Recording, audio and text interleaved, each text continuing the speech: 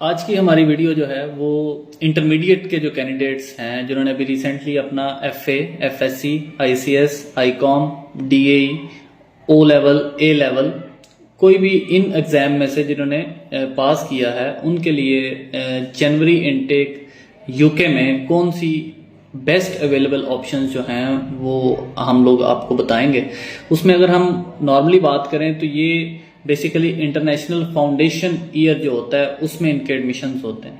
अब उसमें वो सिर्फ पर्टिकुलर उस फाउंडेशन कोर्स के लिए 1 साल का हो, 9 मंथ का हो, उसी का ही आपको कैश इशू होता है। और उस कैश इशू होने का मतलब यह है कि आपने वहां पे जाके वो प्रोग्राम पढ़ना है और उसके बाद फिर आप अपना जो नेक्स्ट डिग्री कोर्स है कोई भी, वो आप अपनी मर्जी से किसी और यूनिवर्सिटी में एडमिशन ले सकते हैं।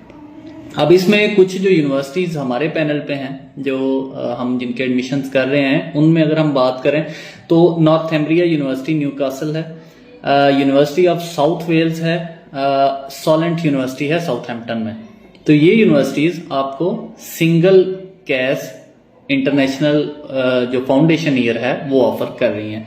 इनकी जो फी है वो डिपेंड करती है यूनिवर्सिटी टू यूनिवर्सिटी। अब ये जो 3 यूनिवर्सिटीज के मैंने आपको नाम बताए हैं इनकी फीस मिनिमम जो है वो 9,900 पाउंड पर ईयर, यानी 1 ईयर का कोर्स है तो उससे लेके ये ऑलमोस्ट 13,200 पाउंड तक जो है ये इनकी रेंज है। किसी की 10,000 होगी, 11,000 होगी, 12,000 होगी, 13,000 होगी, तो इनके दरमियान में ही है। इन्हीं में आपको स्कॉलरशिप भी ऑफर होती हैं, कुछ इसमें डिस्काउंट भी होते हैं।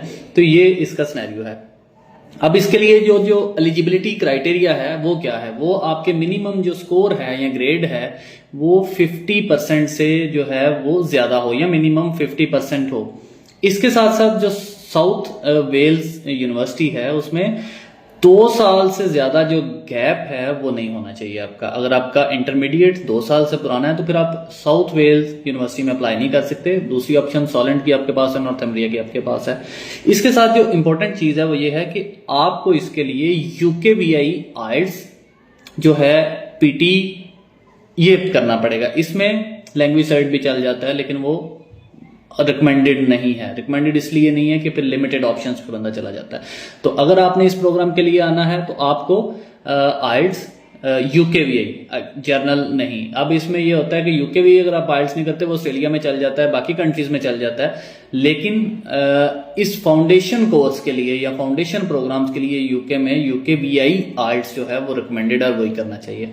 इसके बाद इससे जो नेक्स्ट वीडियो है उसमें मैं आपको जॉइंट कैश के बारे में बताऊंगा और उस पे कौन कौन सी यूनिवर्सिटीज जो कोर्सेज ऑफर कर रही हैं उनकी भी लिस्ट और रिक्वायरमेंट्स आपको शेयर करेंगे।